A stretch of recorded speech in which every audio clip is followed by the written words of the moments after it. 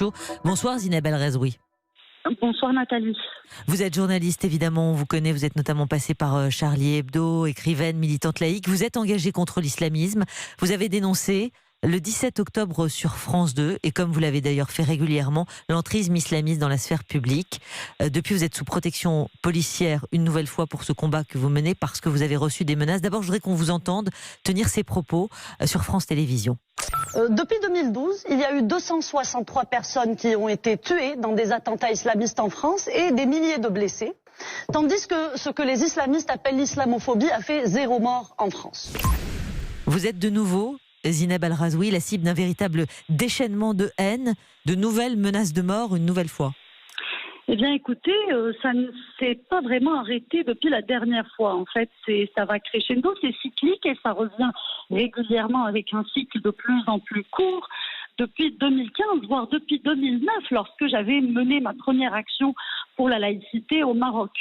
Évidemment, l'existence même de ce type de menaces, ces campagnes collectives d'intimidation pour faire taire ma voix, sont la preuve de l'importance du combat que je mène.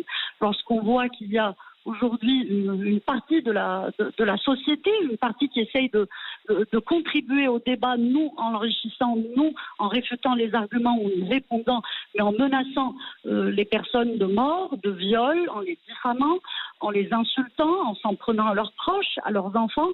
Toute une masse d'horreur que je reçois quasiment à longueur de journée depuis mon passage en fait auquel vous avez fait référence.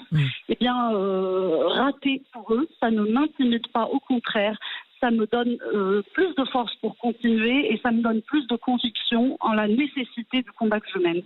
Ce combat que vous menez, vous avez le sentiment de le mener à plusieurs ou plutôt d'être complètement abandonné par les pouvoirs publics ? Alors, les pouvoirs publics ne sont pas, on va dire, à l'avant-garde de ce combat. C'est un doux euphémisme. Souvent, je trouve qu'ils sont plutôt dans une forme de déni, dans une forme de tétanie même par rapport à ce qui se passe. Donc, en tétanie, pardonnez-moi, quand vous parlez de tétanie, vous incluez Emmanuel Macron parce que vous l'avez entendu comme nous. Il a dit à la Réunion que ce n'était pas son affaire. Est-ce qu'il manque de courage ou de clairvoyance ? Eh bien, je pense que sur cette déclaration particulière qu'il a faite à La Réunion, c'était plus une maladresse verbale qu'un réel manque de volonté.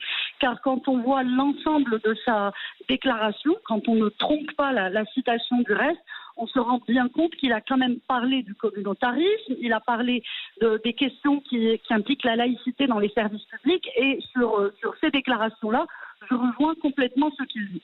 Toutefois, je trouve que c'est une bien malheureuse maladresse, car évidemment que les questions du voile, qui est un signe prosélyte et qui est un signe qui divise profondément la société française, et bien naturellement sont du ressort effectivement du président de la République, mais pas seulement de son ressort à lui, mais du ressort de tout Français qui souhaiterait se saisir de ce débat. Du président de la République, de tout Français, mais vous parlez quand même de tétanie. Qui est tétanisé, Zineb El Razoui ?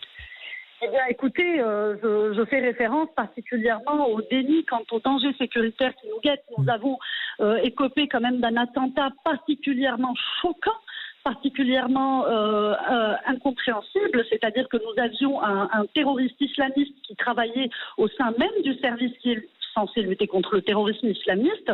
C'était quelqu'un qui était a été un adhérent de cette idéologie mortifère et qui était sous leur nez, et ils ne l'ont pas vu. Et je suis étonnée que cette affaire-là n'ait pas donné davantage place à un débat sur notre sécurité. Combien de Michael Harpon y a-t-il dans les autres ministères ? Combien de Michael Harpon y a-t-il dans les banques ? Y a-t-il dans les entreprises de livraison ? Combien de Michael Harpon ont-ils accès à nos données ?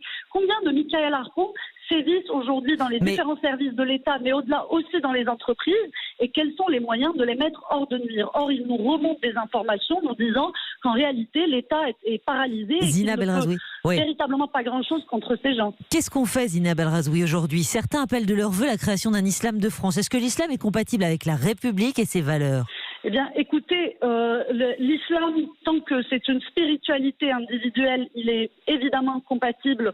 Sa présence en France ne menacerait en rien la République. Mais à partir du moment où l'islam ou n'importe quelle autre religion commencerait à avoir des revendications politiques, évidemment qu'il est incompatible avec les valeurs de la République. On ne pourra pas régler ce problème-là tant que nous considérons le problème du terrorisme comme un problème uniquement sécuritaire.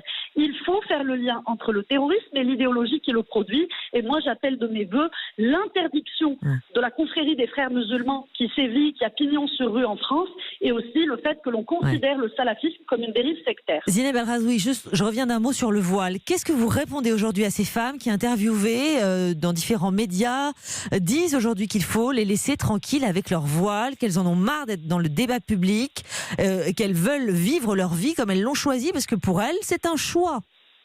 Écoutez, si elles disent que c'est un choix, je les crois, c'est un choix pour le fondamentalisme. Nous sommes en démocratie. C'est pas ce qu'elles disent. Chacun de nous. Alors, eh bien, moi, je ne cède pas du tout à leur dialectique victimaire. Nous sommes en démocratie, chacun de nous a le droit de sortir avec un slip retourné ou une couscoussière sur la tête. Mais vous savez, si je sors avec un slip retourné ou une couscoussière sur la tête dans la rue, il ne faudrait pas que je me plaigne qu'on me dévisage dans la rue. Ces femmes-là, elles sont soumises à la même loi que l'ensemble des citoyens français. C'est nous qui leur demandons de laisser nos écoles tranquilles, de laisser le service public tranquille et de remercier la République laïque française qui leur permet, en tant que musulmanes, de pratiquer leur culte librement en France. Car si la France n'était pas un pays laïque, ces femmes devront verser une dîme à l'État catholique. J'entends Ibn El Razoui ce que vous dites, mais regardez, Latifa Ibn Ziaten, vous savez très bien de qui je parle, la mère de la première victime du djihadiste Mohamed Merah. Elle a réagi, elle aussi, aux différents événements de ces dernières semaines. Elle porte le voile. Qu'est-ce que vous lui dites à elle précisément ? Bien, écoutez, les choix spirituels de Madame Bin Ziaten ne me concernent pas. Simplement, je ne souhaiterais pas qu'elle utilise l'argent public que l'État lui alloue pour faire la promotion du voile, car cela s'appellerait le prosélytisme, et l'argent des Français n'est pas censé faire du prosélytisme islamique. Madame Bin Ziaten a toute ma sympathie en tant que victime du terrorisme, en tant que mère d'un soldat mort pour la patrie. Or, lorsqu'elle essaye de normaliser le voile dans le débat public, là, je ne la rejoins pas. Il ne faut pas oublier que le voile est un symbole sexiste qui considère les femmes comme des sectes sur pattes et qui considère les messieurs comme des espèces de gorilles lubriques qui sont incapables de retenir leurs ardeurs à la vue d'une mèche de cheveux. Moi, je n'ai pas du tout cette vision-là de la société. J'estime que nous pouvons nous respecter sans ce bout de tissu. Le voile signifie que la femme est un corps impur qu'il faut couvrir afin d'empêcher les agressions sexuelles. C'est un outil d'infériorisation et de réification de la femme. C'est aussi un symbole d'une pratique orthodoxe de la religion et au regard de cela, j'estime que le voile n'a rien à faire dans nos écoles ni dans nos services publics.